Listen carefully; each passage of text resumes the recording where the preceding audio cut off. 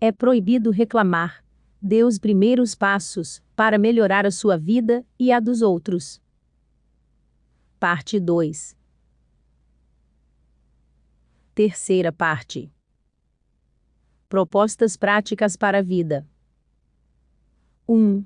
Pensando a mudança. Como agir de maneira prática. Nesta terceira parte do livro, quero salientar, antes de tudo, que tenho maior respeito por quem está passando por um momento difícil na vida. O trabalho como psicoterapeuta me sensibilizou muito e, ao longo dos anos, conheci pessoas com dificuldades de todo tipo. Sei que, às vezes, podemos viver momentos de desconforto, mas é por isso mesmo que estamos aqui, para entender como lidar com esses momentos e dar sentido a tudo que nos acontece.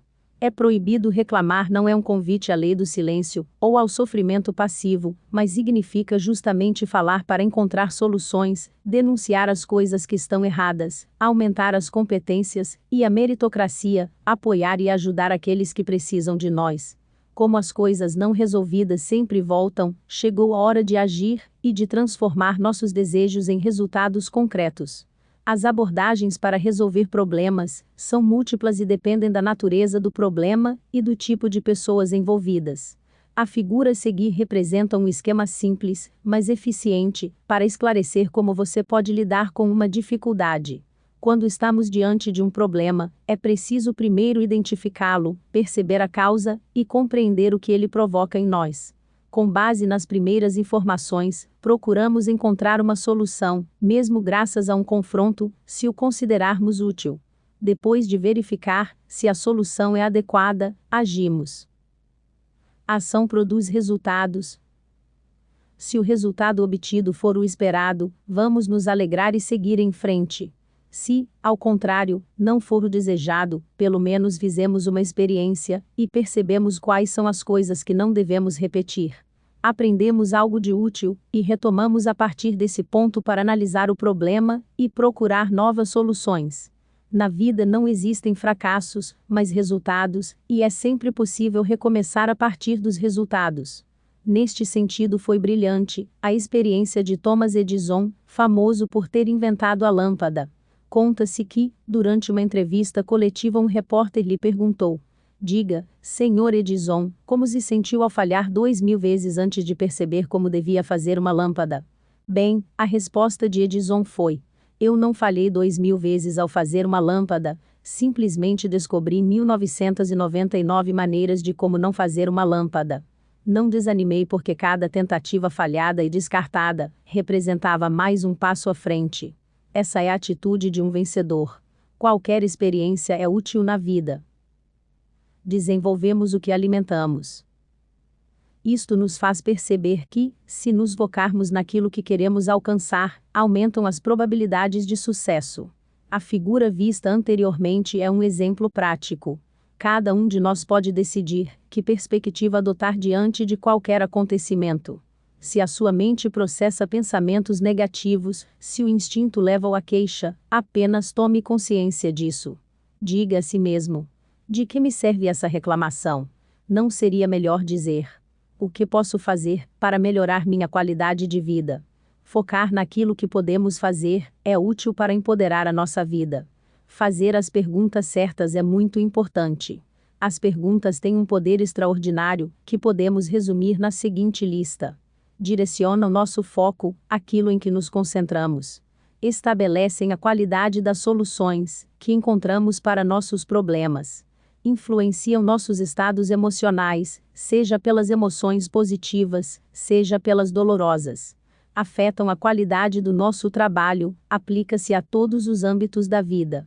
Existem perguntas improdutivas, que nos fazem ficar ancorados a um problema, e que muitas vezes começam com porquê. Por que isso só acontece comigo? Por que sou tão azarado? Por que não consigo realizar este projeto? Por que sinto ansiedade toda vez que isso acontece? Já as perguntas produtivas são aquelas que nos ajudam, por meio da busca pela resposta, a dar um passo adiante em direção aos nossos desejos, seja para atingir um objetivo, seja para entrar em um estado de espírito particular, ou sair de um indesejado. Essas perguntas geralmente começam por como posso ou o que. O que posso aprender com essa situação? O que há de bom nisso? Como posso utilizar essa situação a meu favor? O que posso fazer para tornar o aprendizado mais eficaz, mais rápido e mais divertido? Como posso transformar essa sensação dolorosa em um sentimento positivo? Como posso me divertir enquanto trabalho? As perguntas, em última análise, são o sistema de avaliação que utilizamos para viver. Nós as usamos continuamente, não apenas de modo racional, mas também inconscientemente. Se não aprendermos a fazer perguntas produtivas, com dificuldade poderemos alcançar metas importantes. Resumindo, aprender a fazer as perguntas certas é fundamental. É mais fácil dar respostas do que fazer as perguntas certas. A força que nos leva a mudar. Se você mudar a direção de sua vida, nem que seja 1 milímetro, em poucos anos, estará do outro lado do mundo. Existe uma força que tende a nos fazer mudar, que é o desejo de alcançar algo novo para nos sentirmos mais adaptados à vida, para nos sentirmos mais coerentes conosco mesmos, e para ter uma sensação de bem-estar. Ter um objetivo a ser alcançado, já é um excelente ponto de partida. Sabemos precisamente aonde queremos chegar, e isso nos permite intuir que caminho devemos seguir. Mas ter um objetivo claro pode não ser suficiente para encontrar a motivação certa para dedicar-nos, sistematicamente, a alcançar nossos objetivos. Devemos, portanto, encontrar um sistema para nos motivar, de modo a conseguirmos a constância para realizar nossos projetos, a força de vontade para lidar com os imprevistos e a elasticidade para sermos capazes de mudar nossas ações em curso, quando as coisas não saírem conforme o previsto. Como podemos encontrar o impulso certo para realizar os nossos sonhos? A mola que nos permite encontrar a motivação certa é representada pela chamada alavanca de prazer-dor. O esquema abaixo representa a balança motivacional. As duas alavancas estão por cima dos dois pratos. Depende de nós decidir qual alavanca usar para atingir nossos objetivos. A mudança acontece quando a ideia de continuar a viver em uma determinada condição provoca um mal-estar de tal ordem que não se consegue outra coisa senão mudar. Alternativamente, a mudança pode ocorrer quando o prazer que atribuímos à conquista de uma nova condição é tão motivador que nos empurra para a ação. Melhor ainda, se as duas forças agem simultaneamente.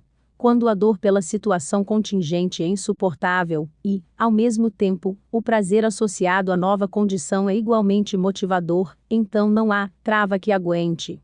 Nesses casos, o impulso é tão forte que a mudança pode ocorrer em poucos instantes. Vamos dar um exemplo ilustrativo de como funciona o equilíbrio entre prazer e dor. Imaginemos um homem que vive uma relação muito infeliz com sua companheira. A contínua incompreensão e as brigas frequentes criaram uma condição de sofrimento intenso. Esse homem percebe que dificilmente conseguirá recuperar o relacionamento amoroso, mas não consegue encontrar a força para deixar sua companheira. O motivo? As possibilidades são duas. Ou ele não está sofrendo bastante, ou ele não tem uma alternativa suficientemente agradável. É possível, de fato, que a ideia de deixar a companheira provoque no homem uma certa dose de dor, que pode se manifestar na forma de desconforto, medo, insegurança. Aqui estão algumas perguntas que ele pode fazer a si mesmo. E, se, depois de deixá-la, eu começar a sofrer de solidão, como vou me adaptar a um novo estilo de vida após todos esses anos juntos? Serei capaz de fazer isso? E se depois não conseguir encontrar outra companheira, e tiver que passar o resto da vida sozinho? E se depois eu perceber que a amava, quando já for tarde demais? Portanto, o medo do desconhecido e a ansiedade que vem de ter que enfrentar uma situação nova e indefinida geram uma quantidade de dor que vai compensar a dor que o homem suporta por causa da sua relação. Nesse caso, a pessoa fica numa condição de imobilismo, criada pela chamada barreira dor-dor. Forte sofrimento, devido à situação contingente, mas também uma grande dose de dor diante da ideia de mudança. Nesse ponto, não deveria ser difícil perceber quando a mudança ocorre. Agimos para mudar o estado das coisas, quando há um desequilíbrio entre as duas forças. Ou porque sofremos mais sem agir, sem mudar, ou porque sentimos mais prazer diante da ideia de mudança, do que ao permanecermos imóveis, ou até porque, situação ideal, sentimos dor devido à situação contingente, e prazer com a nova condição que iremos alcançar. É por isso que, mesmo se no passado você definiu objetivos, em certo ponto, preferiu abandonar o projeto em curso, para dedicar-se a outras coisas. Porque o equilíbrio entre dor e prazer, não era tal que o motivasse a agir, ou porque esse equilíbrio, mudando com o tempo, não permitia que você perseguisse com perseverança o seu objetivo. Na verdade, a avaliação do prazer e da dor não é uma análise objetiva. Trata-se de uma interpretação totalmente pessoal, e que, portanto, pode mudar a qualquer momento, de acordo com a nossa experiência e as nossas convicções. Para mudar, é preciso adicionar competência e compreender que a mudança anda de mãos dadas com a melhoria. Quais são os principais obstáculos para a mudança? A mudança é um fato inevitável, a melhoria é uma escolha. Para melhorar é preciso progredir, isto é, obter resultados diferentes daqueles já alcançados. Se, por exemplo, nos últimos 3 anos, mudei continuamente de trabalho, porque fui demitido por causa de minha incompetência, nesse caso com certeza houve uma mudança, porém não uma melhoria. Mas quais são os obstáculos que nos impedem de mudar? 1. O medo. A mudança sempre induz a uma reação emocional. Você também pode ter medo de vencer. 2. Hábitos tranquilizadores. Evitar sair da zona de conforto, mesmo que limitante. Preferimos o conhecido ao desconhecido. 3. Falta de estímulos. Não estou suficientemente motivado para dar os passos decisivos. 4. Crenças limitantes. Pensar que não é capaz de melhorar. 5. Juízo crítico. Evitar a mudança para não ser censurado ou rejeitado. Exercício. Certamente você está tentando alcançar seus objetivos. Após identificar qual obstáculo o bloqueia, tente compreender qual alavanca mobiliza os seus comportamentos. Crenças. Aquilo em que você acredita torna-se o que você fará. Cada decisão em particular, cada coisa que fazemos, é determinada por nossas crenças, conscientes ou inconscientes, pelos valores, pelas regras e pelas experiências de referência que adquirimos ao longo da vida. Mas a maioria das pessoas é totalmente inconsciente de como tudo isso acontece e vive em constante reação ao ambiente externo. Este é o principal motivo pelo qual a maioria das pessoas vive uma existência aquém de suas possibilidades e com baixo nível de satisfação. Elas participam de um jogo sem conhecer as regras e sem ter previamente a menor ideia do que podem fazer para vencer. Compreender o que determina nossas ações e as sensações que experimentamos todos os dias, e, principalmente, saber assumir o controle de tudo isso, pode mudar drasticamente a qualidade do relacionamento que estabelecemos conosco e com os outros, tanto no trabalho como na vida privada. Tudo isso é possível. Crenças enraizadas. Como se formaram e enraizaram na mente, as numerosas crenças que cada um de nós tem. As origens podem ser diversas. Os ensinamentos e os modelos educativos, que tivemos desde a infância, transferiram para nós uma imensa quantidade de convicções sobre tudo o que nos circunda. As experiências pessoais fazem com que nos convençamos, ou duvidemos, de algo. Nós nos convencemos de muitas coisas simplesmente por ouvir dizer. O confronto com os outros é outra ferramenta importante para a aquisição de convicções. Um exemplo disso é emblemática, a história da águia, que acreditava ser uma galinha, narrada por Antony de Mello.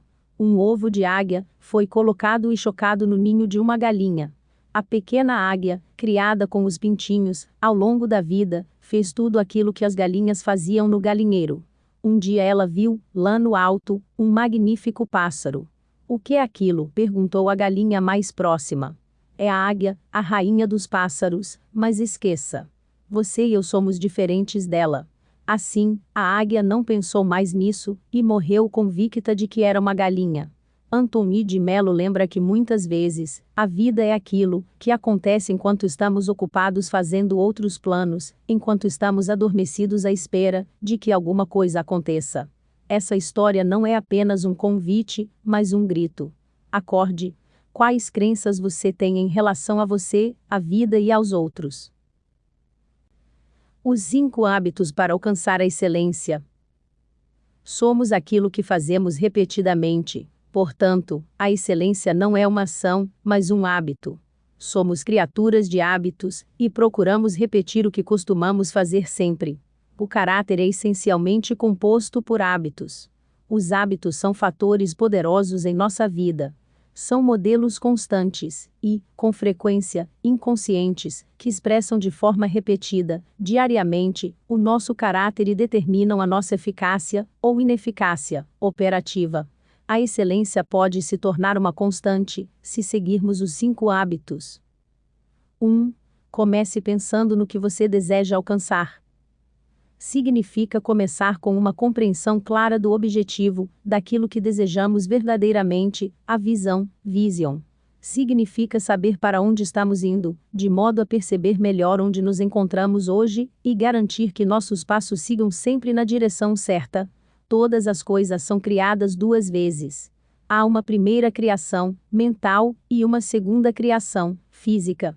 Em nossa vida, se não desenvolvemos a consciência, e nos tornamos responsáveis pelas primeiras criações, permitimos que outras pessoas e circunstâncias externas à nossa esfera de poder, controlem grande parte da nossa existência, por omissão. Podemos interpretar reativamente o papel script, que recebemos de nossa família, dos programas mentais dos outros, do nosso contexto social.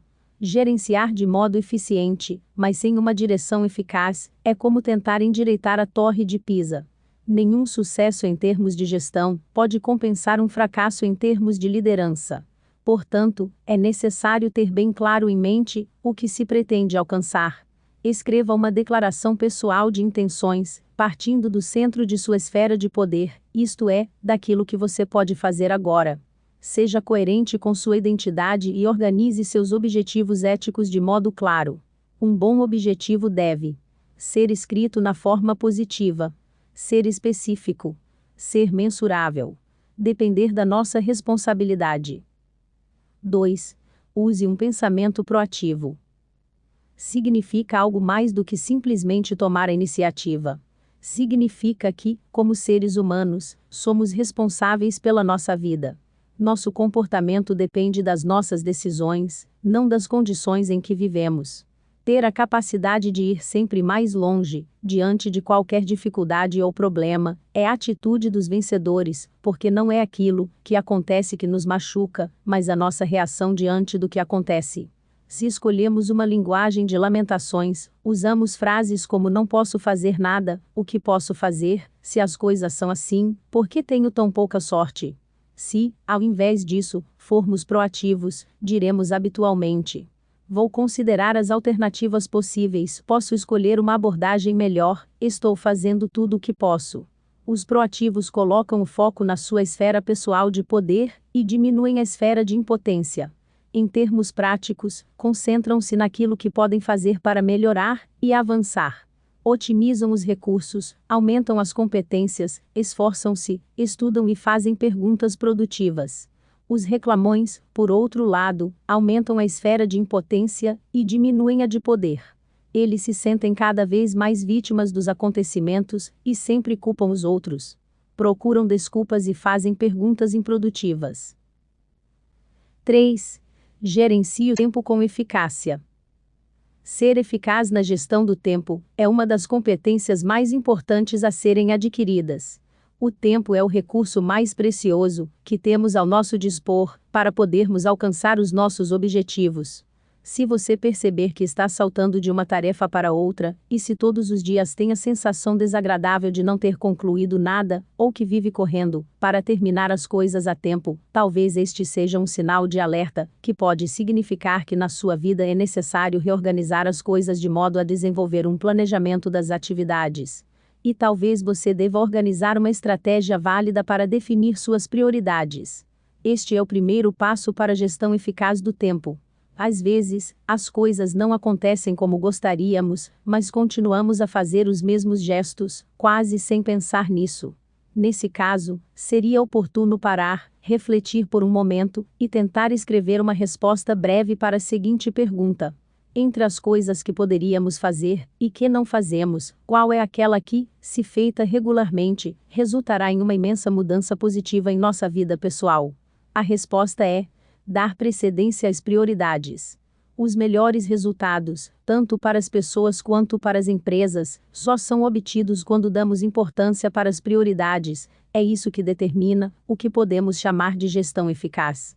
À frente de uma gestão eficaz está inevitavelmente uma liderança, pública ou privada, capaz de estabelecer as prioridades reais, assegurando-lhes a cada momento a importância adequada.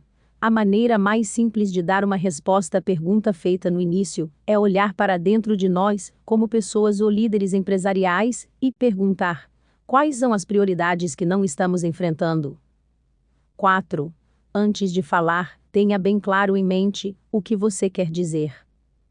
Os problemas de comunicação e os mal-entendidos estão entre as principais causas de dispersão de recursos. As pessoas primeiro tentam ser compreendidas, mas muitas vezes, nem sequer entendem o que elas próprias querem. Quando ouvem os outros, na maioria dos casos, não ouvem com a intenção de compreender, ouvem apenas com o propósito de responder. Geralmente, primeiro procuram impor a sua tese, falando ou preparando-se para fazê-lo, mas raramente conseguem escutar. Filtram tudo exclusivamente por meio das próprias experiências e dos próprios hábitos mentais, sem abertura real ou verdadeira partilha, refletindo sua experiência e sua autobiografia na vida dos outros. É preciso reconhecer, muitos de nós ainda não compreenderam, que entre o entender e o fazer-se entender, se encontra a escuta. Portanto, escutar ainda parece uma meta longínqua, visto que exige uma mudança radical dos nossos padrões, hábitos e paradigmas atuais, de cunho individualista e autorreferencial. Os gregos antigos tinham uma filosofia magnífica, hoje chamada de escuta empática, cujos fundamentos eram o ethos, ética, que seria a credibilidade pessoal do indivíduo, a confiança que os outros têm em sua integridade e competência. O pathos, emoção. É o lado empático, os sentimentos, a sintonia emocional das pessoas em comunicação umas com as outras. O logos, escolha, que, por sua vez, é a lógica, a parte racional do ser humano. Consideremos um bom vendedor, ótimo profissional. Certamente abordará o cliente de modo a tentar compreender suas necessidades, seus interesses e suas expectativas. Um vendedor amador, por outro lado, focará, ansiosamente, apenas em apresentar o produto.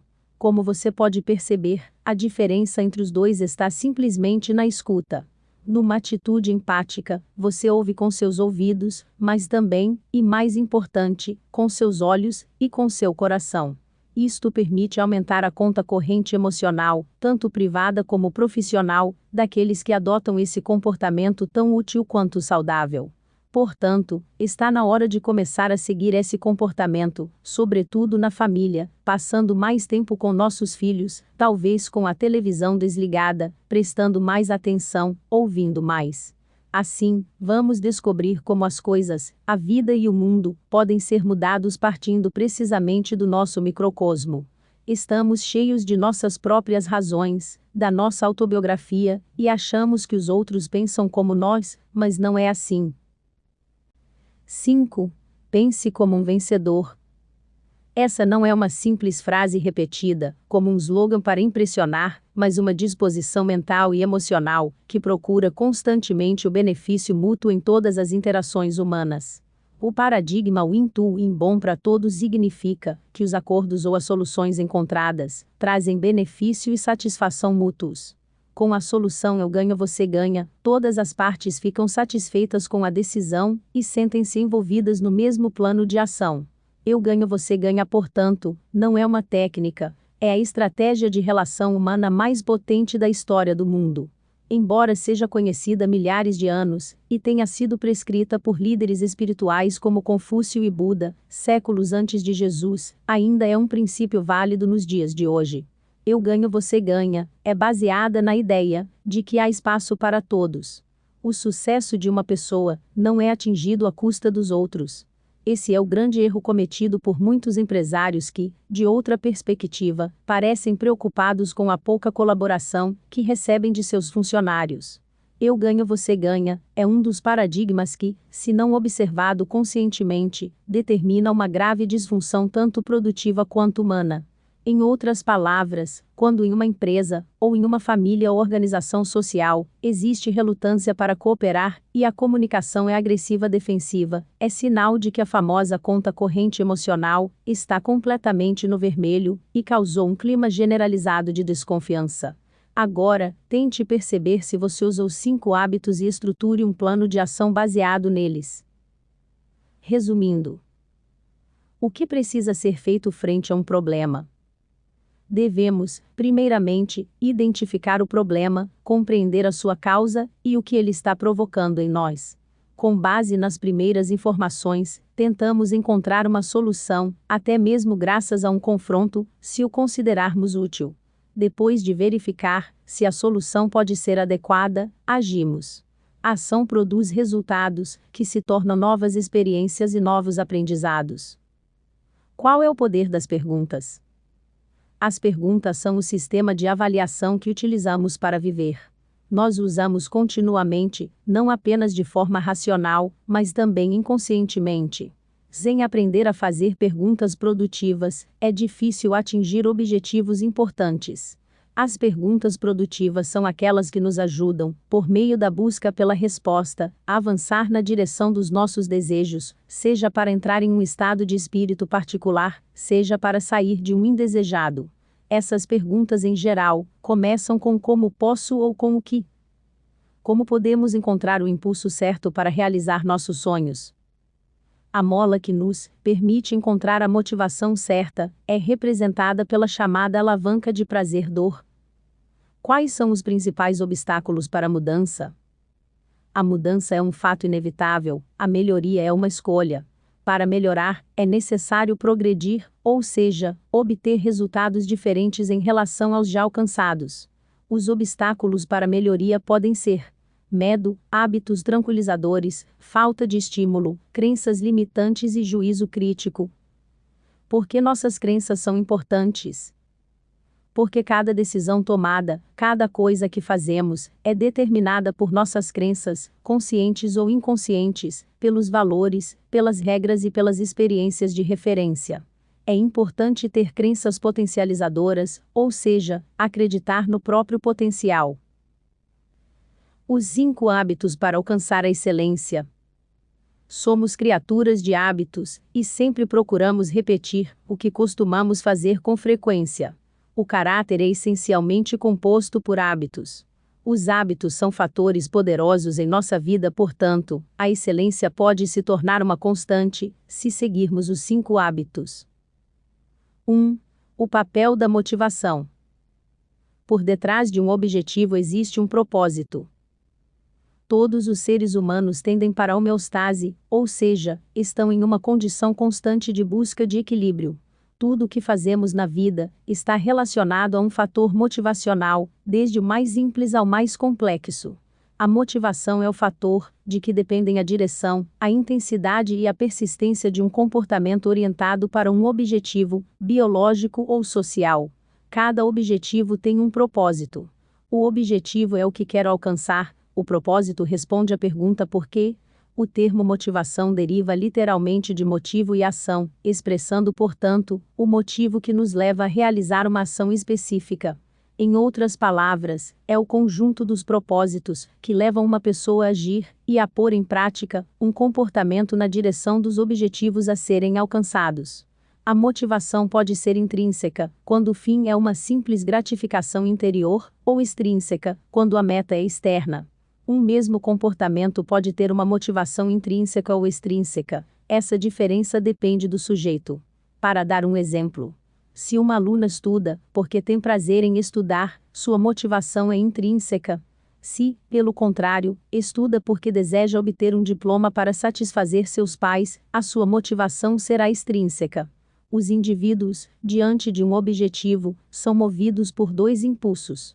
A tendência para o sucesso, que nos encoraja a assumir tarefas difíceis, mas percebidas como possíveis de serem executadas, e a tendência a evitar o fracasso, que induz a escolher objetivos muito fáceis, ou então, difíceis de tal forma, que o fracasso certamente pode ser atribuído a causas independentes de si mesmo.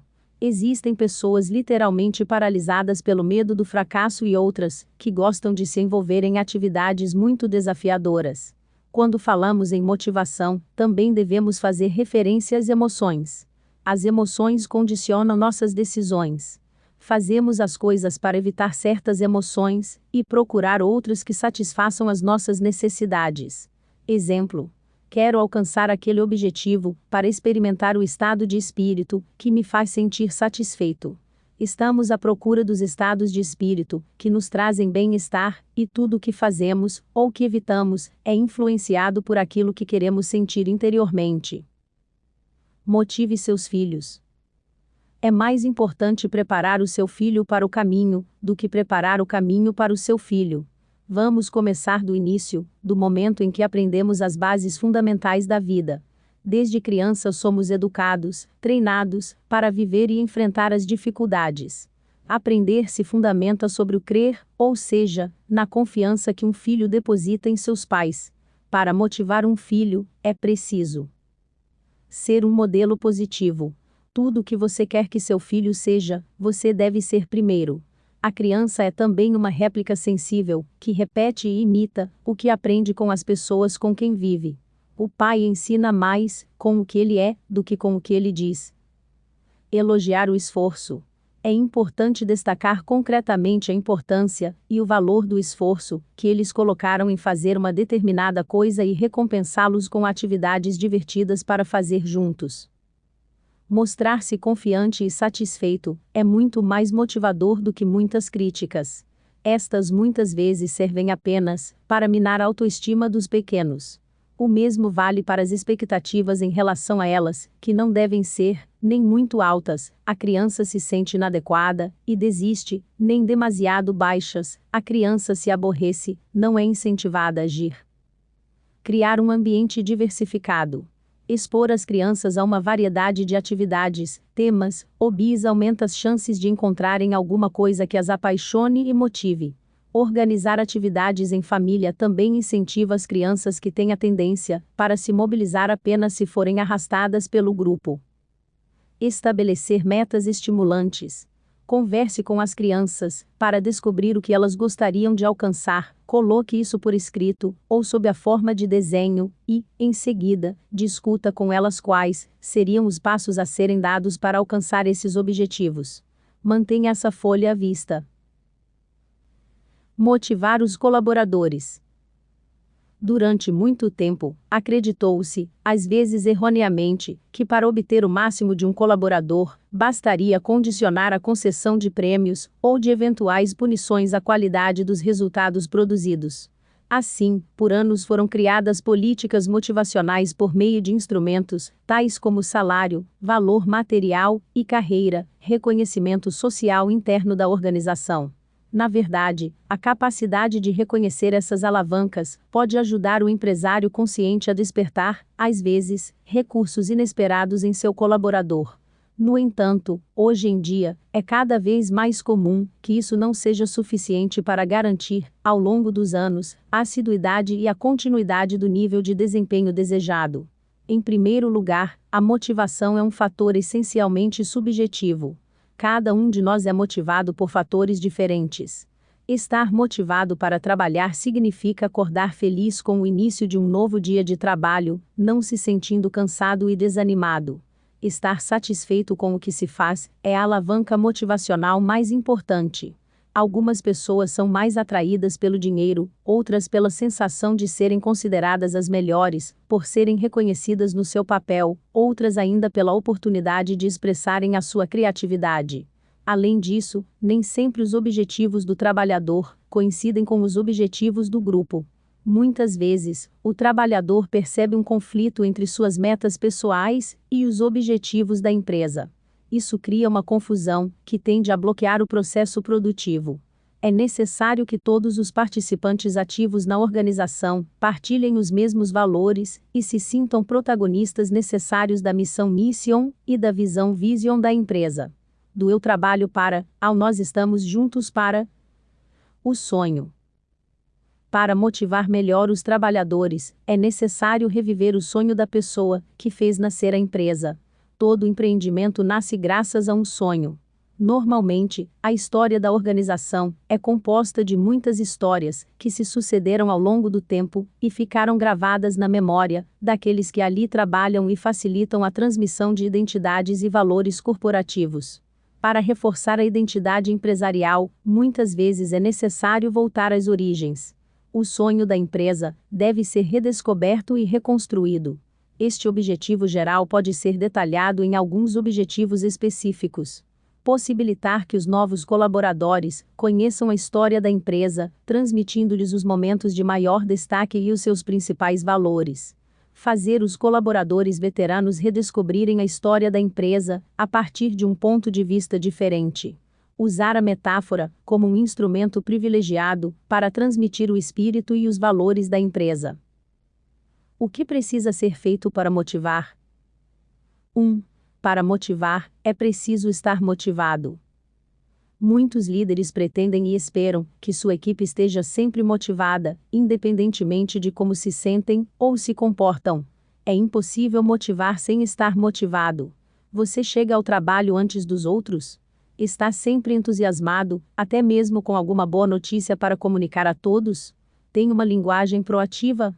Se sim, então você está comunicando sua motivação. Caso contrário, você nunca terá sucesso em sua intenção de ter um grupo motivado. 2. Cada motivação requer um objetivo. Sem um objetivo específico, não existe motivação. A motivação, na verdade, comporta um empenho direcionado para o futuro e, sem um objetivo, o propósito falha. Na verdade, são poucas as pessoas que se estabelecem metas, mas muitas vezes também não têm esperanças de melhorar. Não têm propósitos, objetivos, aspirações para fazer ou realizar alguma coisa. Quando você não tem metas, aparece inevitavelmente a apatia, o pior inimigo da motivação. 3. A motivação deve ser contínua. Um dos principais objetivos das reuniões na empresa é motivar os colaboradores. Geralmente se pode conseguir isso reunindo um grupo de pessoas, dando-lhes informações sobre os objetivos alcançados, comunicando planos e metas para o futuro. Tudo isso recarrega os participantes, mas não é o suficiente. A motivação é um processo contínuo, não um problema a ser abordado apenas uma vez. É mais ou menos como a manutenção periódica de um veículo. Assim, também é necessário incentivar periodicamente a motivação pessoal e a dos outros. Como? Recordando as circunstâncias que nos recarregaram em determinados momentos. Às vezes, é suficiente evocar a memória destes acontecimentos para obter imediatamente um efeito positivo. Houve um momento em sua vida em que você se sentiu 100% seguro, em que superou a si mesmo. Como você se sentiu naquele momento? Recupere esse sentimento e use-o para enfrentar uma situação importante agora. 4. Em cada motivação existe reconhecimento. Se você infringir essa regra, mais ninguém ao seu redor se sentirá motivado. O reconhecimento pode assumir as mais diferentes formas. De um tratamento cordial a uma carta de agradecimento. Sentir-se apreciado é uma necessidade absoluta para qualquer um de nós. Um elogio genuíno gratifica e motiva uma pessoa mais do que qualquer outro incentivo. 5. A participação é motivadora. As pessoas geralmente são mais motivadas se envolvidas na missão da empresa Mission. Saber que seu desempenho é importante para o grupo motiva-as a fazer sempre melhor e estabelece um sentimento de pertencimento. É essencial fazer com que os colaboradores participem ativamente no planejamento dos objetivos. Se você tem ideias, lembre-se de que não deve apenas comunicá-las, deve também fazê-las viver, de modo que aqueles que o escutam as tornem suas. 6. Os progressos são úteis para motivar. Fracassos e retrocessos fazem perder a motivação. Qualquer progresso, pelo contrário, faz você querer seguir em frente. No entanto, até mesmo um fracasso é um resultado que pode ser usado para melhorar e crescer. Se você tem a sensação de que está crescendo, a motivação também cresce. Esta lei deve ser utilizada, padronizada e programada para tirar proveito de cada pequeno progresso em termos de motivação. 7. Competitividade saudável motiva. Uma competição só motiva uma pessoa, se esta acredita que tem ao menos uma chance de vitória. Incentivos, prêmios, competições e desafios só são úteis se todos sentirem que realmente podem alcançar o objetivo. Desafie as pessoas para alcançar algo que vale a pena ser alcançado, e, 9 em cada 10 casos, elas conseguirão. 8. Cada um tem seu detonador motivacional. Cada um de nós está equipado com um detonador motivacional, mas não se sabe exatamente quando o rastilho poderá se acender. Não é conveniente empurrar uma pessoa para realizar uma atividade, ou melhorar seu desempenho, se não tivermos estudado a fundo quais são os princípios que a impulsionam a melhorar. Cada um de nós tem esse ponto de explosão, e o motivador hábil deve ser capaz de reconhecê-lo. 9. O pertencimento a um grupo é motivador. A partilha de valores aumenta o sentido de pertencimento, que, por sua vez, aumenta o desejo de harmonia. Quanto menor é a unidade a que se pertence, tanto maior serão a lealdade, a motivação e o empenho. É por isso que, mesmo dentro de uma mesma empresa, é importante a formação de grupos de pertencimento e, eventualmente, em vários setores: produção, marketing e vendas. As atividades fora da empresa também são úteis para unir as pessoas. Cada setor participa ativamente na missão da empresa e compartilha a vision com um espírito de harmonia e de força propulsiva que impulsiona para alcançar os objetivos. O importante é o compartilhamento dos valores da empresa. 10. A confiança desencadeia a motivação. A falta de confiança é um dos grandes inimigos da motivação. Se não confiarmos, não criamos um clima relacional apropriado, e isso causa uma desmotivação geral e estimula a lógica da desconfiança. Portanto, é preciso trabalhar para que a confiança se torne o verdadeiro elo, visto que é o fator motivacional mais forte que existe. Motivação e objetivos. Como alinhar os objetivos do trabalhador com os objetivos da empresa?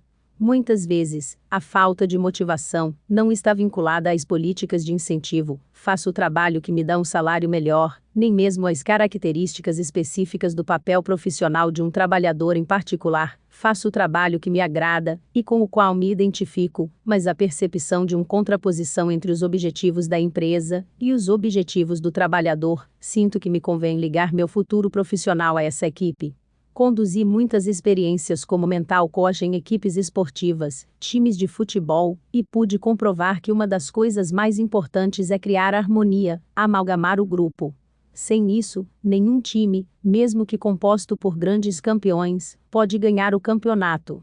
Os campeões de canoagem são um bom exemplo para entender o trabalho em equipe. Todos devem remar na mesma direção. Mas se um ficar parado, ou, pior ainda, remar contra, prejudicará toda a equipe. Um campeão de canoagem costumava dizer: na água, temos que ser muito unidos, o que conta é o sincronismo entre os remadores e a canoa, eles devem se tornar um corpo único. É uma questão de ritmo e harmonia. Tudo tem que ser perfeito, como um quarteto de cordas num concerto de câmara. Mesmo que em uma final olímpica de 400 timoneiro, seja preciso mobilizar 4 quintali, 400 quilos de músculos, que descarregam nas águas, a energia de um moinho, a força deve ser sincronizada e focalizada. Nas empresas, também é necessário treinar o time para a cooperação, para fortalecer cada vez mais o espírito de grupo. Para um líder, portanto, é muito importante desenvolver a capacidade de comunicar ao colaborador que estão todos do mesmo lado e que a experiência de trabalho terá um impacto positivo também sobre ele. A ansiedade que a incerteza sobre o futuro induz no colaborador só pode ser curada por meio da comunicação de duas coisas: espírito de equipe e crescimento pessoal. Espírito de equipe. É verdade, vivemos na incerteza, mas nesta aventura você não está sozinho, somos uma equipe e enfrentamos este momento com o entusiasmo certo. Lembremos-nos de que a qualidade e a competência não conhecem crises. Crescimento pessoal. Este momento é útil para desenvolvermos nossos músculos emocionais e para melhorar as nossas competências. Sempre dê um feedback. É fundamental ajudar os colaboradores a se tornarem melhores do que você. Só assim você também será incentivado a se tornar melhor. O feedback é o processo pelo qual se fornecem informações de retorno, como recompensa por um comportamento ou uma ação. Os seres humanos desejam ardentemente uma resposta às suas ações. É uma característica inata da nossa espécie. Todo pai sabe. Se ele ignorar uma criança de 3 anos, ela vai tentar obter a atenção de muitas maneiras diferentes, mas, se continuar a ignorá-la, em breve a criança vai começar a chorar ou quebrar alguma coisa, porque qualquer tipo de feedback, mesmo que negativo, é certamente melhor que a ausência total de interação. A ausência total de feedback leva à apatia. Uma criança que não recebe nenhuma resposta quando chora, logo vai parar de chorar e, aos poucos, ficará cada vez mais triste, perdendo a vontade de fazer qualquer coisa, até mesmo de brincar e comer. Já foi provado que as crianças, quando são continuamente ignoradas, param de se alimentar. Existem muitos estudos sobre crianças educadas em orfanatos, realizados por René Spitz, um psicanalista austríaco naturalizado norte-americano. Os recém-nascidos, se privados por muito tempo de estímulos físicos, tendiam a desenvolver problemas físicos e emocionais, falta de apetite e condições patológicas tão graves e irreversíveis, que podiam resultar até mesmo em morte. Assim, é evidente a importância do contato físico, das carícias que os recém-nascidos recebem por parte daqueles que, em geral, tomam conta deles. Alguns pensam que este princípio se aplica somente às crianças, mas na realidade é ainda mais válido para os adultos. Os colaboradores não são diferentes. Se você eliminar o feedback, suas mentes irão elaborar outro, pessoal, muitas vezes com base em suas ansiedades, medos e angústias, então eles vão começar a fantasiar. Ele não me disse nada, porque tem algo contra mim, ou pior, ele não diz nada, porque estamos em crise. Já deve estar pensando em como nos demitir.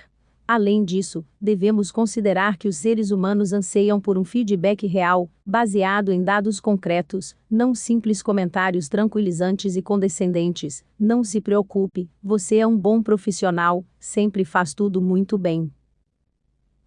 Os bons resultados exigem um feedback contínuo e, se você espera o melhor de seus colaboradores, precisa necessariamente estar atualizado em relação aos números e ao que eles significam. Os melhores motivadores fazem sua lição de casa e sabem sempre qual é a realidade dos fatos, partilhando isso com os seus colaboradores. Seja um exemplo. Ninguém pode mudar uma pessoa, mas uma pessoa pode ser a razão pela qual alguém muda. Você esteve em uma livraria nos últimos 10 anos? Reparou a quantidade de livros escritos pelos assim chamados gurus? O guru do marketing, o guru do desenvolvimento pessoal, o guru do web marketing, do neuromarketing, do self-brand, das finanças e todos os outros. Estamos na era dos gurus. Você sabe por quê? Em um momento de incertezas, como este em que vivemos, as pessoas estão sempre à procura de exemplos a seguir, de alguém que tenha feito algo e venceu, porque fez bem. Nada é mais motivador do que um exemplo concreto de sucesso a ser seguido. Se eu vejo que uma pessoa é mais ou menos parecida comigo e foi bem-sucedida profissionalmente, vou me convencer de que isso também é possível para mim. Quando você está na linha de frente e resolve os problemas por conta própria, encoraja os outros a fazerem o mesmo. Quando você faz as coisas que gostaria que eles fizessem, você os inspira. Procure, portanto, ser uma fonte de inspiração. Os colaboradores preferem ser inspirados, em vez de repreendidos ou corrigidos, mais do que qualquer outra coisa. Isso porque hoje, estamos todos à procura de orientação pessoal. Todos buscamos modelos para seguir. Que direção damos à nossa vida? Essa é uma das grandes perguntas que nos fazemos todos os dias. Em termos de motivação, ser um exemplo tem um impacto maior e mais duradouro do que qualquer outra técnica, e muda as pessoas de modo mais profundo e mais completo. Ser um exemplo tem um enorme poder sobre os outros, uma vez que estimula uma série de mecanismos psicológicos relacionados à aprendizagem. Então, seja aquilo que você gostaria de ver nos outros. Se você é o diretor de uma empresa e quer que seus colaboradores sejam mais positivos, seja mais positivo. Se você quer que eles tenham mais orgulho daquilo que eles fazem, tenha mais orgulho do seu trabalho. Mostre a eles como se faz. Você quer que eles tenham boa aparência e que se vistam profissionalmente. Faça primeiro. Você quer que eles sejam pontuais? Chegue até mais cedo e explique por que você aprecia esse comportamento. Esclareça o que a pontualidade significa para você e comece sempre a conversa com uma mensagem positiva. Não perca de vista o resultado. Na vida não existem fracassos, apenas resultados. Se você é um diretor, o tempo que dedica ajudando um colaborador produtivo aumenta a produção de sua equipe, mais do que o tempo que você gasta com um colaborador improdutivo.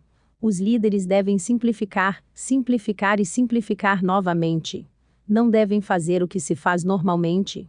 Complicar, tratar de diversas coisas ao mesmo tempo, e novamente complicar. Mantenha as coisas o mais simples possível para os improdutivos, concentrando-se unicamente nos resultados. Passe sempre mais tempo com os produtivos, que estão em busca daquele estímulo que podem receber de você. Os improdutivos, no entanto, têm que aprender uma grande lição. Todos os dias, podem perceber que sua produtividade é o resultado direto da sua vontade, ou falta de vontade, para alcançar um determinado resultado. Ao se concentrar nos resultados, você conquistará sempre aquilo pelo qual se empenha intensamente. Se você polarizar a sua atenção apenas nas atividades, eis o que conseguirá: muitas atividades. Mas, se você se concentrar nos resultados, então você terá muitos resultados.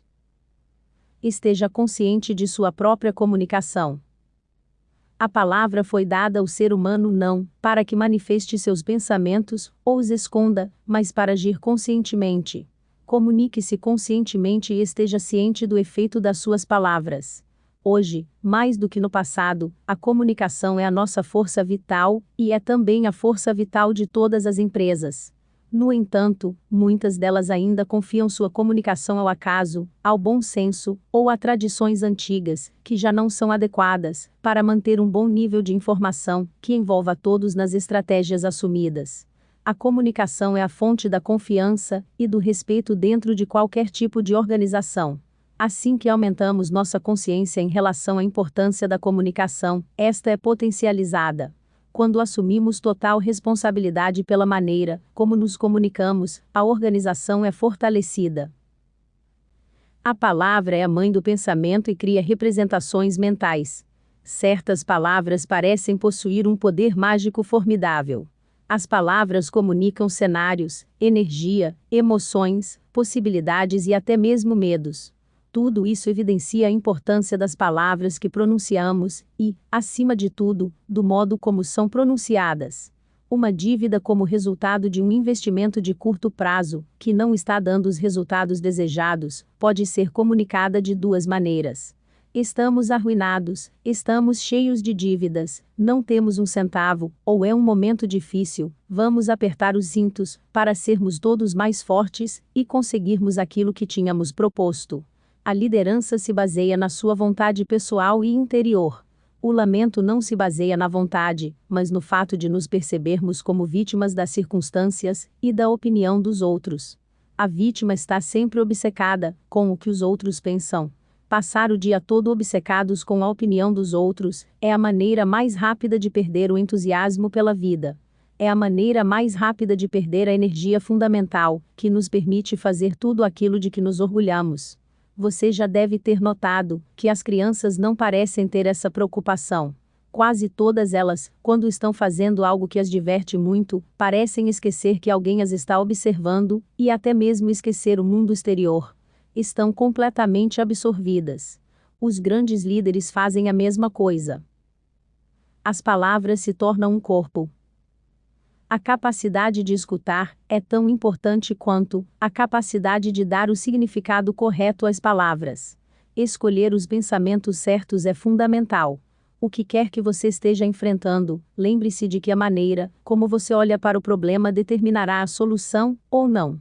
As palavras que utilizamos são tão importantes quanto o ar que respiramos. Os pensamentos estão diretamente ligados ao corpo. Os pensamentos tornam-se estado de espírito, e o estado de espírito determina o modo como enfrentamos as coisas. A palavra se faz corpo, e nos encoraja com a emoção associada. Por exemplo, um pensamento pode causar em nós uma sensação de medo, e, portanto, uma reação fisiológica correspondente. A mesma coisa acontece quando o medo nos encontra, e começamos a associar uma sequência de pensamentos correspondentes. As palavras que utilizamos para transmitir a experiência tornam-se a nossa experiência. Por que somos mais inclinados a utilizar palavras negativas? Porque temos um cérebro emocional sintonizado no modo de alerta, que nos faz exagerar as coisas negativas. Por exemplo, entre as emoções primárias, as que temos desde crianças, 4 são negativas: raiva, tristeza, desgosto, medo, e só uma é positiva: alegria. Isto condiciona também o nosso modo de falar. Também é verdade que nós, seres humanos, evoluímos em condições ambientais adversas em que, para sobreviver, eram necessárias, de preferência, emoções como medo ou raiva. Os momentos agradáveis eram poucos, e esse legado condicionou nossa linguagem. Em todas as línguas ocidentais, as palavras que descrevem as emoções negativas, 2086, são, em média, o dobro daquelas que expressam emoções positivas, 1051. É por isso que, culturalmente falando, somos mais experientes no mal-estar e na reclamação. Devemos, portanto, aprender a utilizar nosso vocabulário com mais cuidado, apropriando-nos cada vez mais de palavras positivas, porque, linguisticamente, quanto mais palavras tivermos para descrever algo, mais significa que a conhecemos. Se tivermos mais palavras para descrever estados de espírito negativos, corremos o risco de conhecer melhor essas sensações, e isso não nos ajuda em nossa escalada rumo ao bem-estar. É hora de acordar para encontrar entusiasmo perante a vida. Entusiasmo é definitivamente uma das minhas palavras favoritas. Ela deriva do grego em dentro e theos, Deus. Deus dentro. O entusiasmo não é um estado de espírito, mas o divino dentro de nós. As palavras tecem a nossa realidade. Nunca desista de aprender. A vida muda constantemente, e por isso é fundamental jamais interromper o seu desejo de conhecimento. Se você tem um cargo de chefia ou direção, poderá mostrar aos seus colaboradores que você continua aprendendo. Não tenha sempre aquela atitude de Senhor sabe tudo. Mostre que, em você, existem obras em andamento. Assim será mais fácil e mais motivador para eles seguirem você. Todos nós podemos aprender algo novo, todos os dias, sobre nossa profissão. Aos poucos, podemos incrementar nossos conhecimentos, aumentando a nossa competência profissional e a nossa capacidade para ajudar os outros. A felicidade é crescimento interior, é a possibilidade de liberar nosso potencial para nos tornarmos melhores. O segredo do sucesso está centrado em 5 dimensões: curiosidade, flexibilidade, capacidade de assumir riscos, resiliência e otimismo. Curiosidade. Desejo de explorar novas oportunidades. Flexibilidade. Capacidade de mudar atitudes, crenças e comportamentos, dependendo da situação. A flexibilidade é uma das dimensões mais importantes, porque ajuda a enfrentar com eficácia os imprevistos. Coragem de assumir riscos. Capacidade de realizar ações, mesmo que as consequências e os resultados não sejam certos. Por trás de todo empreendimento de sucesso, existe alguém que tomou uma decisão corajosa. Resiliência. Capacidade de enfrentar com o sucesso as adversidades e os momentos de crise, e de exercer o seu poder pessoal, apesar dos obstáculos. Otimismo. Capacidade de encarar as novas oportunidades como possíveis e viáveis, e de se concentrar sobre as possibilidades, e não sobre os seus limites. Para obter mais do que você tem, é preciso se tornar mais do que aquilo que você é. Se você não mudar o que é, sempre terá aquilo que você tem. Resumindo, o que significa motivação? O termo motivação deriva literalmente de motivo e ação, que é o motivo que nos leva a realizar uma determinada ação. Em outras palavras, é o conjunto dos objetivos que impelem uma pessoa a agir e a pôr em prática um comportamento direcionado para os objetivos a serem alcançados. Como motivar os filhos? Convém treiná-los desde cedo a acreditar em si mesmos e, coerentemente, acreditar em seu potencial.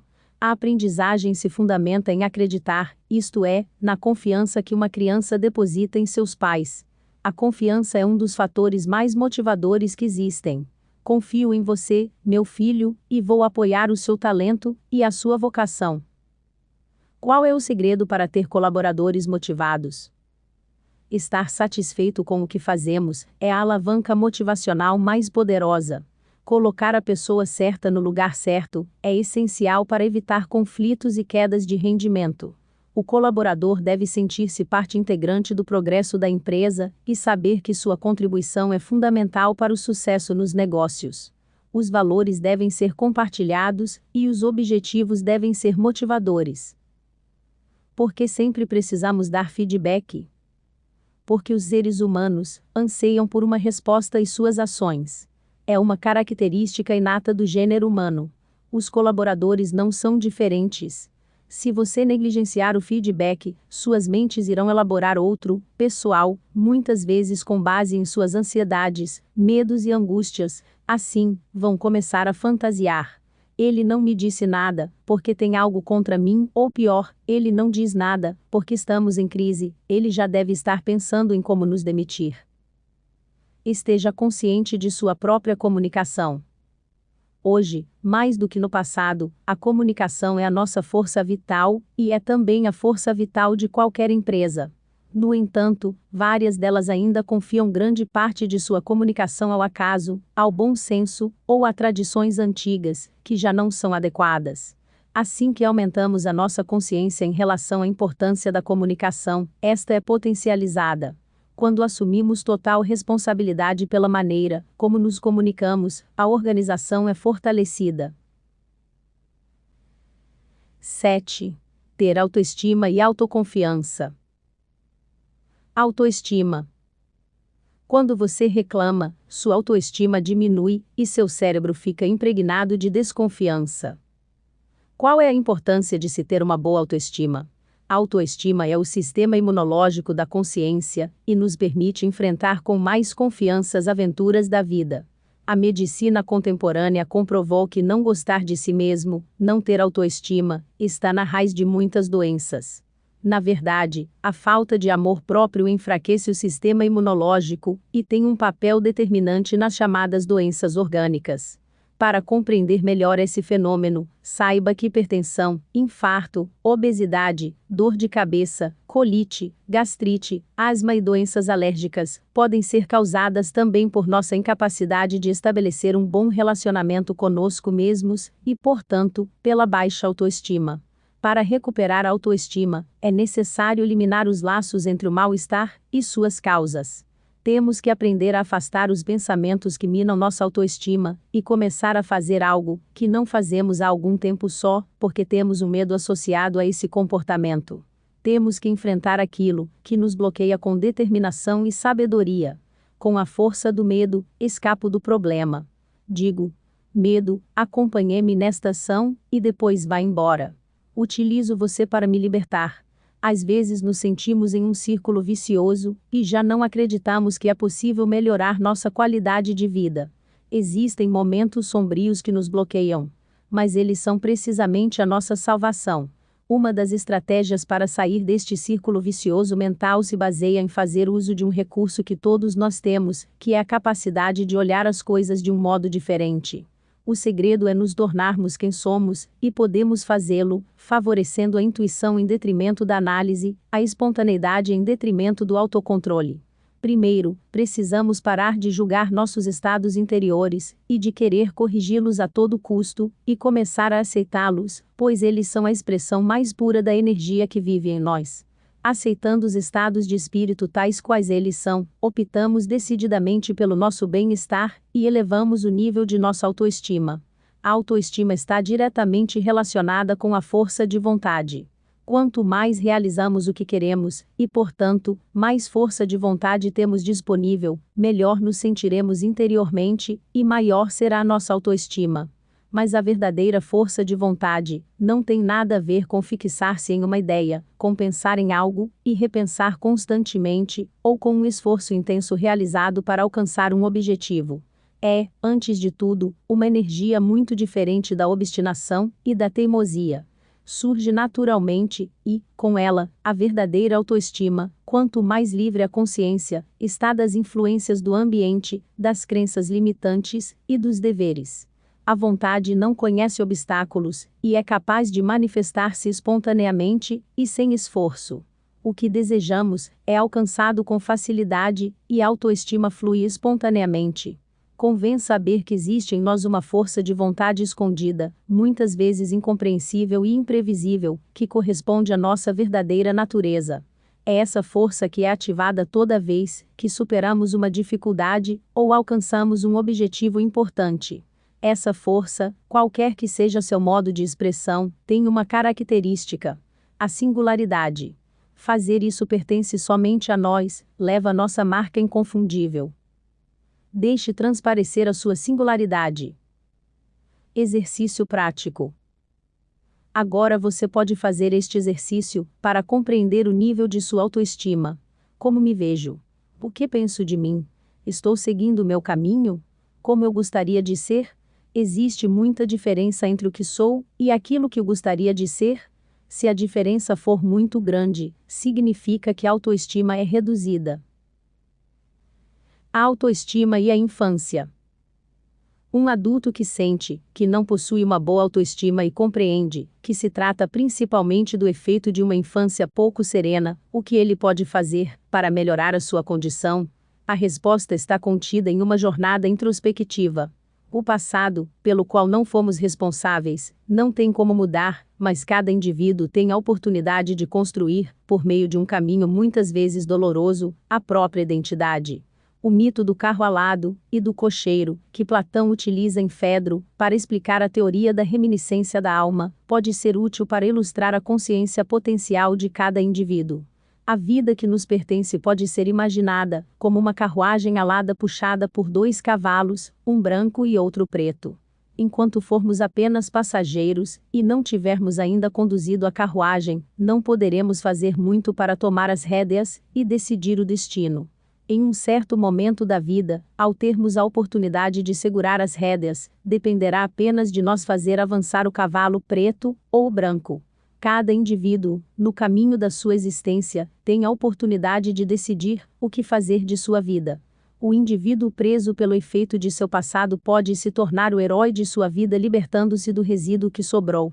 É inútil odiar o passado, ou amadurecer sentimentos de vingança e de ódio-amor contra as figuras representativas da nossa infância, mesmo que a tentação seja grande. Muitas vezes, aqueles que nos educaram, deram o melhor de si, ainda que não estivessem em condições de conduzir a carruagem da sua vida de um jeito diferente do que fizeram, e por isso não merecem os nossos sentimentos negativos. O que podemos fazer é agir sobre o agora. Podemos, portanto, fazer uma análise crítica construtiva, considerando nossas características, nossos defeitos e nossas neuroses. Apenas o nosso abraço caloroso favorecerá essa compreensão, indispensável para chegar a uma verdadeira consciência. Somente a pessoa consciente pode finalmente libertar-se do seu fardo cheio de lembranças e sentimentos negativos. Na viagem da vida, podemos escolher quais ingredientes utilizar para reforçar a nossa autoestima. A insegurança excessiva é inimiga da autoestima. Fala-se tanto dessa insegurança que, em determinado momento, você pode ser tentado a pensar que a falta de autoconfiança é mais um modismo. Infelizmente não é assim. ansiedade, depressão, fobias e distúrbios sexuais, afetam mais frequentemente aqueles que não acreditam em si mesmos, que sempre têm medo de ser inadequados, que têm medo de se expor por pensarem que não estão à altura da situação, ou seja, os inseguros. Embora um pouco de insegurança ajude a viver bem e a não tomar nada por garantido, quando se torna excessiva, ela bloqueia a expressão natural do indivíduo. De onde vem a insegurança? Muitas podem ser as razões do seu aparecimento, mas, sem dúvida, tudo começa das raízes, da famosa base segura. Mais precisamente, em geral a insegurança caracteriza quem foi excessivamente punido por seus erros desde criança e, ao mesmo tempo, nunca foi elogiado por seus sucessos, quem conheceu obstáculos nas suas iniciativas e na procura por autonomia, aqueles que tinham pais ansiosos, ou quem não foi desejado ao nascer, que foi sempre tratado com insultos diretos: você é estúpido, você é um incapaz, você é um tolo, que foi forçado a ser um súdito dos pais, mais do que um filho. Estas mensagens, se não forem resolvidas, podem ser reforçadas ao longo do tempo até se tornarem realidade para a pessoa que foi exposta a elas. Essas realidades se transformam em angústia, em medo de enfrentar os desafios que a vida oferece, em posições de vida inadequadas. Mas quais são as regras práticas para superar a insegurança? Quem se gaba se acaba.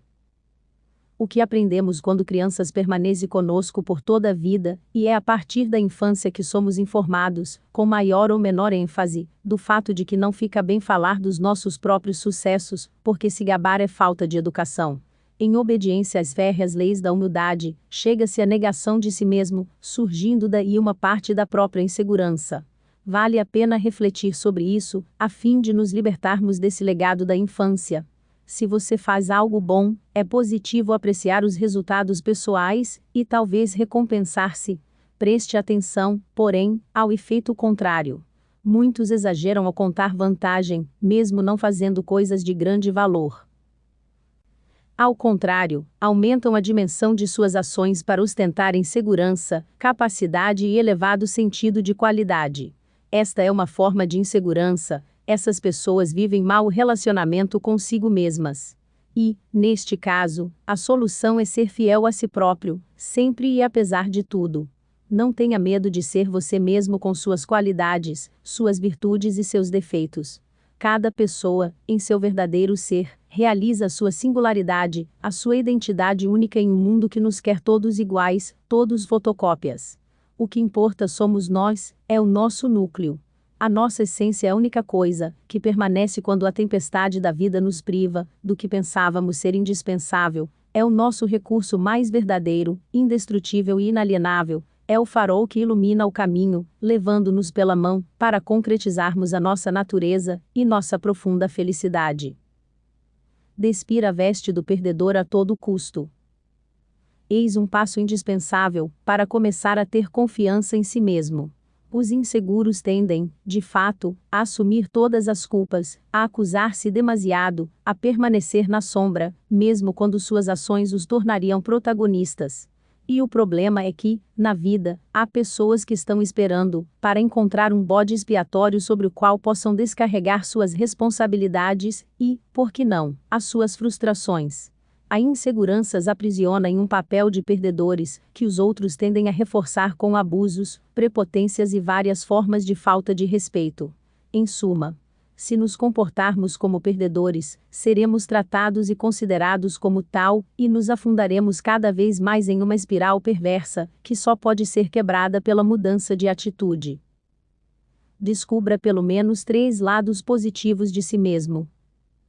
Para simplificar esta tarefa, é aconselhável tomar caneta e papel, e fazer uma breve descrição de sua personalidade, tendo cuidado de se concentrar nos aspectos mais favoráveis. Depois de ter escrito pelo menos 3 características positivas, físicas ou de personalidade, é importante aproveitar cada ocasião para fortalecê-las e sublinhá-las.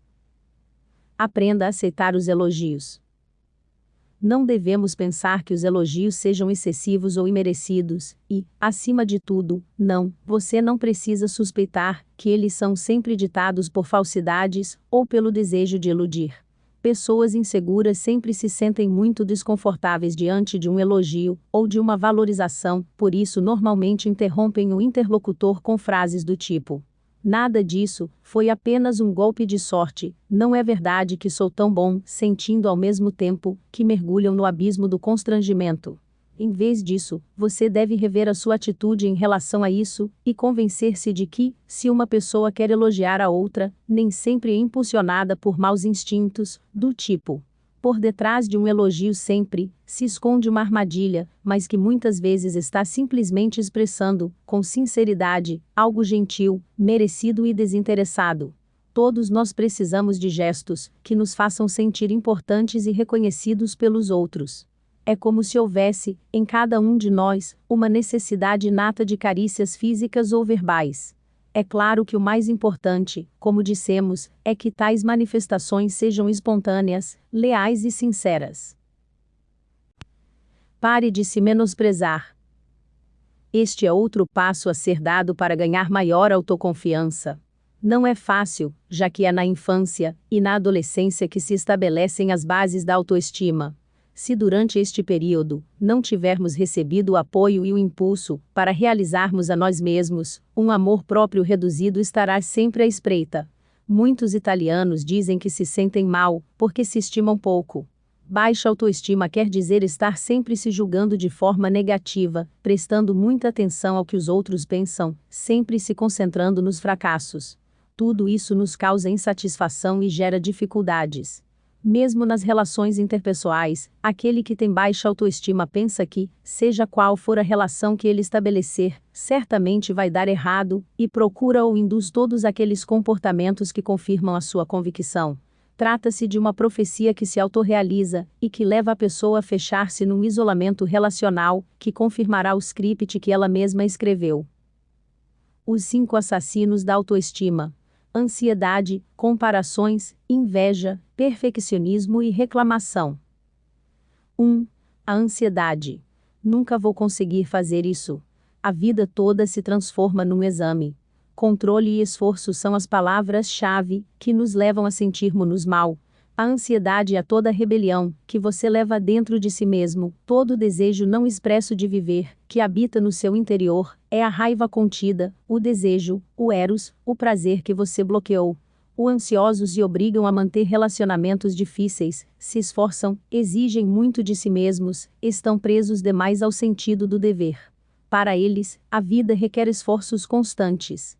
Mas não é assim, dizia Krishnamurti. Viver não cansa, somos nós que tornamos a vida cansativa e a ansiedade é o símbolo desse esforço, que vendo o fato de nos opormos ao que está dentro de nós, a verdade que está dentro de nós. Solução: você vai conseguir. Contemple a vida correr como um rio, deixando as sensações e escolhas surgirem livremente. Demore o tempo que precisar para fazer as coisas. Não se feche em situações castradoras. Perceba o que acontece ao seu redor. Talvez você precise de uma rebelião saudável para redescobrir o prazer que perdeu. Coragem. 2. Comparações e julgamentos. Ao contrário dos adultos, as crianças tendem a agradar a si mesmas espontaneamente, sem se julgarem. O germe da baixa autoestima não é inato. São os pais que, com o objetivo de incentivá-las, as habituam a fazer comparações contínuas entre suas ações e o comportamento dos outros. Observe o filho daquela senhora, ele sim é um bom filho. Essa é uma das frases mais destrutivas que podem ser ditas pelos pais. Muito provavelmente, a criança, quando se tornar adulta, pensará que os outros são sempre melhores do que ela, com provável impacto sobre o seu rendimento. Além disso, o bloqueio do desempenho leva a uma inibição das potencialidades do indivíduo.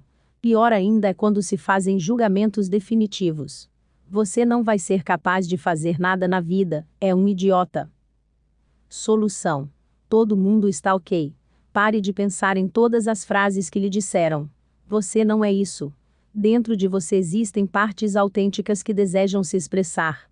Permita-se viver, livrando-se dos pesos que você carrega há tanto tempo. Deixe extravasar o seu talento. Você é muito bom exatamente do jeito que é. 3. Inveja. Julgamentos e comparações contínuos não fazem mais do que alimentar a tendência para a inveja em relação aos outros, que acabam parecendo mais felizes, mais inteligentes, mais bonitos. O sucesso dos outros é uma derrota pessoal.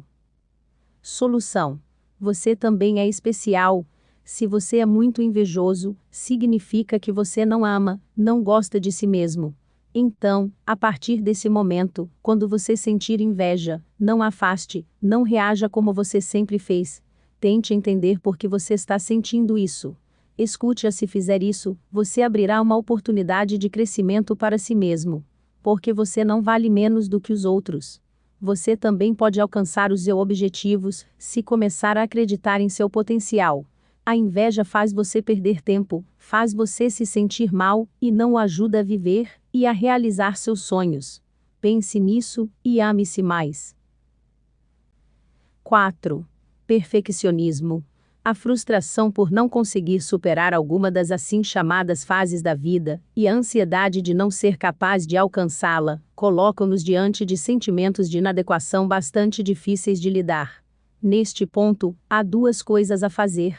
Ou nos deixamos abater pela falta de autoestima, ou utilizamos os nossos recursos para alcançar nossos objetivos. E assim começa a corrida para a melhoria daqueles aspectos de nossa pessoa que, em referência a um modelo considerado bem-sucedido, nos parecem deficitários. E assim nos submetemos a cirurgias estéticas, adquirimos produtos de falso bem-estar, fazemos imenso esforço para dar o melhor de nós em atividades que só nos interessam por estarem na moda, aceitamos uma alta dose de estresse e um excesso de trabalho para garantir um padrão de vida comparável ao dos outros.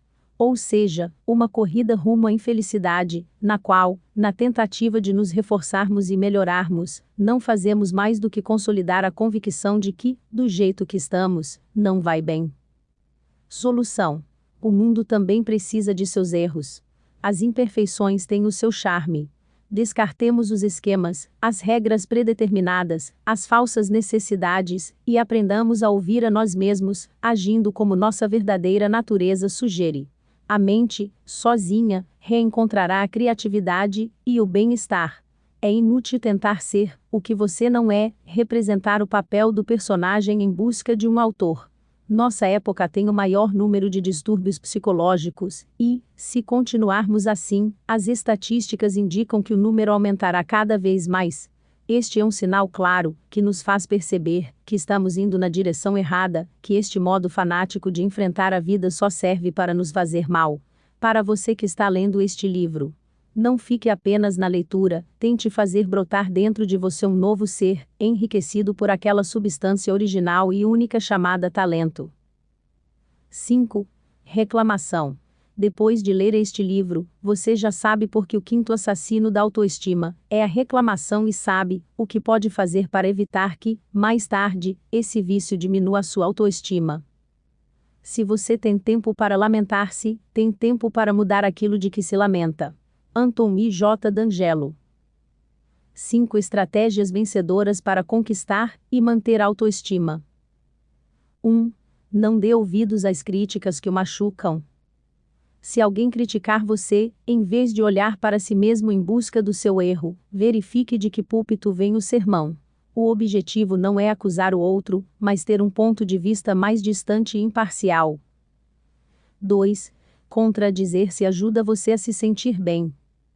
Assumir uma identidade muito rígida nos faz perder contato com a mutabilidade da alma. Ser flexível significa saber mudar de ideia. 3. Não fale mal de si mesmo. Existem palavras que fazem parte do nosso modo habitual de nos expressarmos. Geralmente são adjetivos, superlativos e termos depreciativos. Terríveis inimigos de nossa autoestima. Devem ser banidos do nosso vocabulário, porque nos congelam num papel estático e restringem nossas energias criativas. 4. Limite a autocrítica. Deixar-se criticar é um lugar comum, que fere a nossa autoestima. Melhor aprender a reconhecer nossas qualidades. 5. Procure a inquietude, não a absoluta calma. Nos momentos de tranquilidade, ou de serenidade aparente, não se coloque o tempo todo na defensiva, pronto para evitar qualquer coisa que possa perturbar a quietude alcançada. Certifique-se de que de vez em quando a inquietude possa encontrar você, porque, como dizia Carl Gustav Jung, a inquietude é uma força que nos impulsiona a progredir, a buscar, a estar acordados e receptivos. Para recuperar a autoestima, é necessário dissolver os laços entre o mal-estar e suas causas. Devemos aprender a espantar os pensamentos que minam a nossa autoestima. Resumindo, qual a importância de se ter uma boa autoestima? A autoestima é o sistema imunológico da consciência e nos permite enfrentar com mais confiança as aventuras da vida. A insegurança excessiva é inimiga da autoestima? Sim, porque bloqueia a expressão natural do indivíduo, que sempre se sente inseguro ao lidar até com as coisas mais simples. O medo de cometer erros e de causar uma má impressão está sempre à espreita. Devemos nos livrar dessa crença limitante e nos permitir errar. Os erros também servem para aprender a viver. Existem regras práticas para superar a insegurança? Sim, uma delas é despir as vestes de perdedor até as últimas consequências, para começar a confiar em si mesmo. Os inseguros tendem, na verdade, a assumir toda a culpa, a se desculpar demais, a permanecer na sombra, mesmo quando suas ações os transformariam em protagonistas. E o problema é que na vida há pessoas que estão esperando para encontrar um bode expiatório sobre o qual possam descarregar as suas responsabilidades e, por que não, as suas frustrações. Mudar é possível. Quais são os 5 assassinos da autoestima? A ansiedade, as comparações, a inveja, o perfeccionismo e a reclamação. 5 modos de comportamento que minam constantemente a autoestima e não nos permitem viver a vida com serenidade. Dar-se a permissão para libertar-se destas dinâmicas internas é o primeiro passo para começar a encontrar um equilíbrio interior. 8. Agir com entusiasmo. Os 13 mecanismos fundamentais para o desenvolvimento pessoal. Existem algumas coisas que podemos fazer para melhorar a nossa qualidade de vida e desenvolver as nossas capacidades.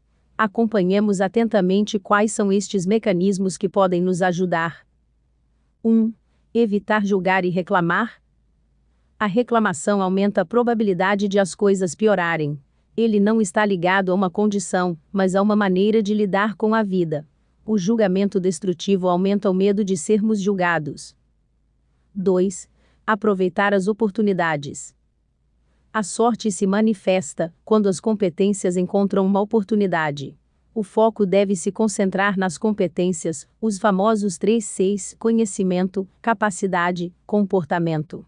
Devemos estar prontos, porque o mundo está cheio de oportunidades para aproveitarmos. 3. Paixão. É o combustível que nos faz alcançar o nosso verdadeiro potencial. Quando você descobre seu talento, quando se sente coerente com o que faz, acende-se um fogo dentro de você. Não há grandeza sem o desejo apaixonado de ser grande e de fazer coisas grandes. 4. Clareza em termos de valores. Clareza em relação ao que é bom e ao que é ruim para nossa existência. São os valores, os juízos fundamentais de natureza ética, social e prática, que direcionam nossas vidas. 5. As estratégias. Devemos estar conscientes de que mesmo os melhores talentos e ambições precisam encontrar o caminho certo para se expressar. Se as estratégias estão em contradição com os nossos valores, nem mesmo as melhores táticas funcionarão. 6. As crenças. As crenças têm um tremendo poder sobre nós e sobre a nossa realização pessoal e profissional. Podem ser limitadoras ou potencializadoras, podem ajudar, ou, pelo contrário, ser um obstáculo, sem que nos demos conta disso. Aquilo que julgamos verdadeiro, aquilo que acreditamos ser possível, torna-se a nossa realidade, o nosso modo de agir.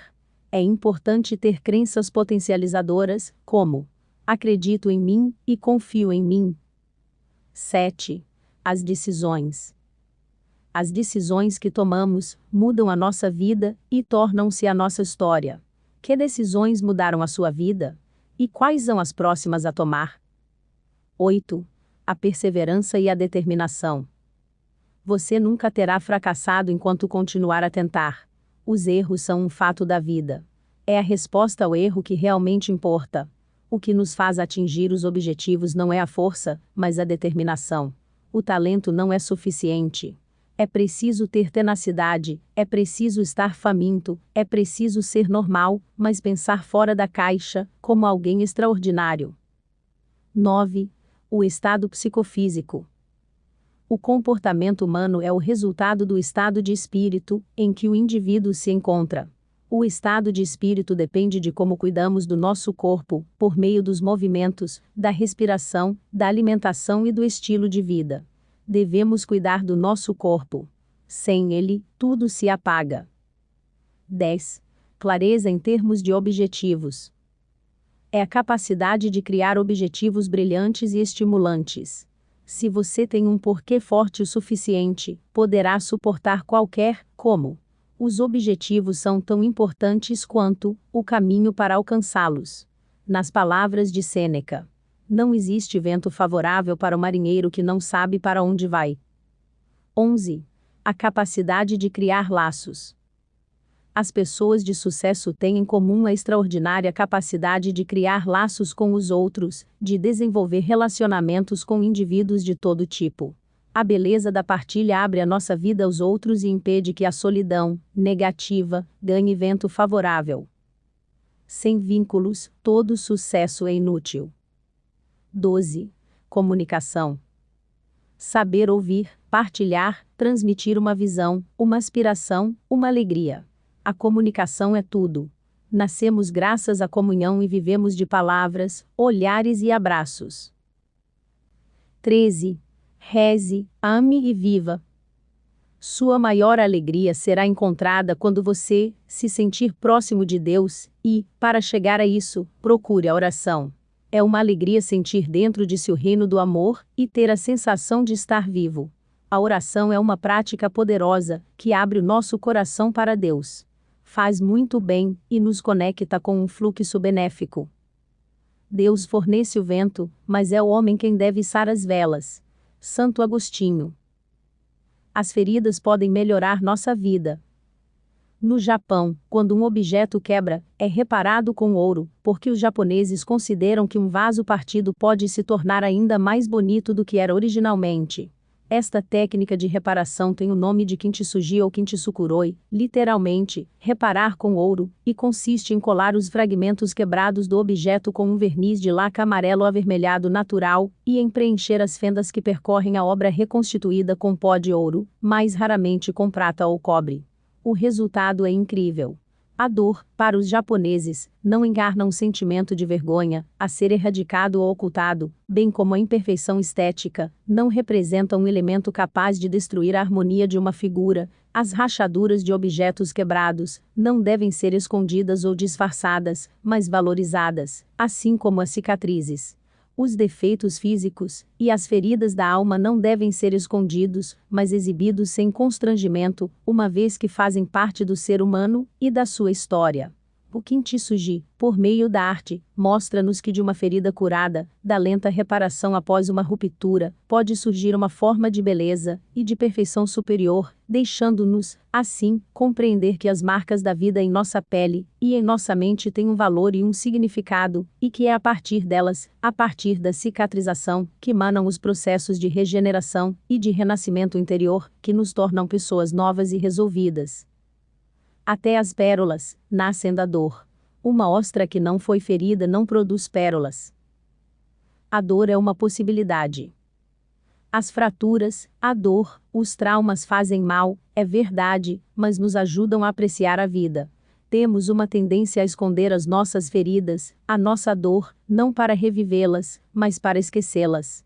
A cultura ocidental considera cicatrizes como algo que deve ser eliminado, escondido, apagado, como algo desarmonioso que estraga a imagem, que não deve ser mostrado e valorizado.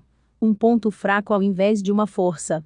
Mas a ferida não deve ser uma culpa, algo de que se envergonhar, deve ser um símbolo, um emblema para ser usado com orgulho. Cada ferida é como uma boca. precisa expressar a sua dor para cicatrizar. A vida é integridade, mas também é ruptura. E não o seria sem quedas desastrosas e recuperações lendárias. A dor pode representar uma grande parte de nossa vida, nos marca, nos ensina e revela que estamos vivos, que existimos, que estamos sentindo aquilo que temos à nossa volta, aquilo que respiramos. Quantas vezes, perdidos na penumbra, dissemos a nós mesmos: jamais vou conseguir sair dessa situação, e em vez disso superamos o problema. Quantas vezes, feridos por sentimentos, pelo amor, pela amizade, pelas decepções, pensamos em desistir de acreditar, de lutar. E depois, nos reerguemos, encontramos novos horizontes e retomamos o caminho. As feridas nos tornam aquilo que somos, temperam a nossa coragem e a nossa força. A vida, com efeito, nunca é linear, sempre apresenta algumas rachaduras, cisões, que nos levam a fazer novas escolhas e em enveredar por novos caminhos. São precisamente as incertezas que dão vigor à vida. Da mesma forma que nos orgulhamos de ter superado com sucesso as dificuldades inesperadas, assim também o vaso tem orgulho de mostrar os sinais daquilo que ele se tornou graças às suas cicatrizes. Vivemos em uma era narcisista e autorreferencial, na qual tudo que não é novo, perfeito, saudável, deve ser jogado no lixo. Não há espaço para a dor, nem mesmo para o extremo da morte. Não há espaço para a doença, ou para o desconforto. Não há espaço para o sofrimento que torna valioso um acontecimento humano, familiar e profissional. Vivemos em uma época desesperada, em que se usa e joga fora, estamos destruindo o planeta e seus recursos mais preciosos, tais como a terra, a água e o ar. Contudo, o mais perturbador é, sobretudo, a degradação das relações humanas, que se tornaram um simulacro, paradoxo inefável na era em que nunca, como antes, a humanidade teve à disposição tantos meios de comunicação. Enquanto dizemos: um vaso quebrado está quebrado, e nunca mais será como antes, para mostrar que, quando um relacionamento é rompido, nada mais poderá ser como antes, os japoneses dizem: um vaso quebrado será ainda mais belo do que antes, porque conhecerá os desafios da vida. A experiência deixou a marca do amor em nossa pele. Até as rugas representam a beleza de uma jornada. A vida sempre nos coloca à prova, para perceber o quanto nos importamos com ela. Agora há mais consciência. Depois de ler e colocar em prática este livro, estamos mais conscientes de muitas coisas. Por isso, cito uma passagem do poeta e filósofo latino Tito Lucrécio Caro, dedicada à felicidade do sábio. É doce, enquanto os ventos agitam as águas do grande mar, da terra o esforço alheio contemplar, não porque seja um alegre prazer o tormento do outro, mas porque é doce ver de que males você pode se libertar. Lucrécio, de Rerum Natura. Um espectador contempla da terra firme as dificuldades vividas durante um naufrágio.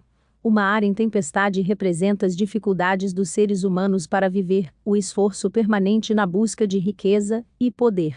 Este espectador, figura alegórica do sábio epicurista, não participa diretamente dos acontecimentos, mas observa, com comovido distanciamento.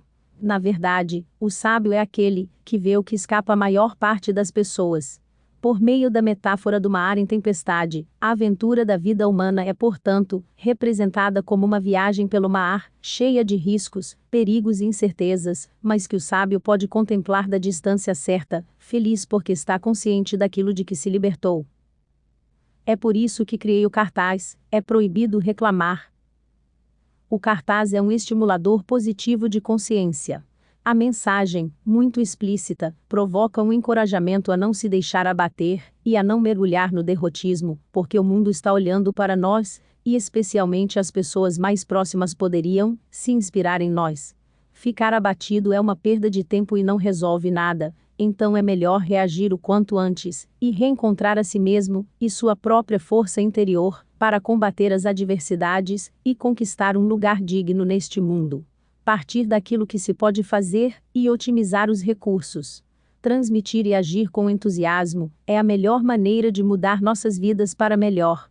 Os transgressores estão sujeitos à síndrome de vitimismo, com a consequente diminuição do bom humor e da capacidade de resolver problemas. O valor da multa será duplicado quando o delito for cometido na presença de crianças. Pare de reclamar e se esforce para melhorar sua vida. Salvo Noé. Conclusões.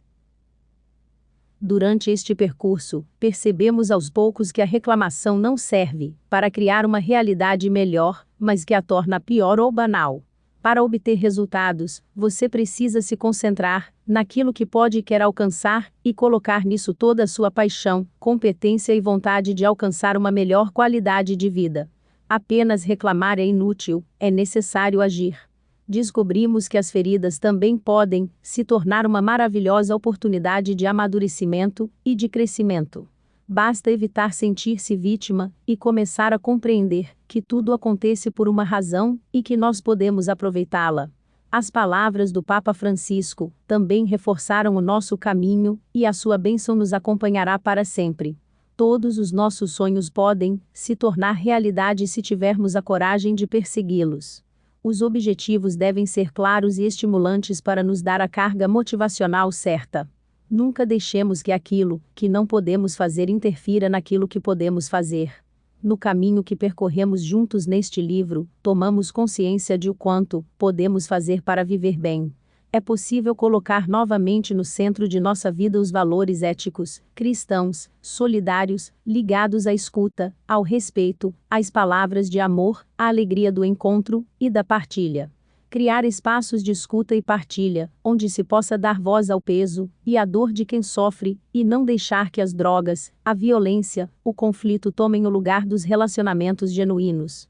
Fazer com que simples gestos de atenção possam se tornar grandes oportunidades de recolocar a confiança no centro de nossas vidas. Este livro é uma indicação de como podemos fazer isso, e é um ponto de vista sobre o assunto. Escrevi essas páginas para criar uma partilha estimulante sobre uma temática que considero importante para o crescimento humano e profissional. O segredo para concluir uma iniciativa é simplesmente começar. Em geral, o simples fato de começar é suficiente para criar uma dinâmica positiva capaz de nos conduzir até o resultado. Seja coerente com aquilo que você deseja alcançar, concentre-se e dê o primeiro passo. Transforme a sua vida constantemente, evite lamentar-se e torne-se o melhor de si mesmo. Os transgressores estão sujeitos à síndrome de vitimismo, com a consequente diminuição do bom humor e da capacidade de resolver problemas. O valor da multa será duplicado quando o delito for cometido na presença de crianças.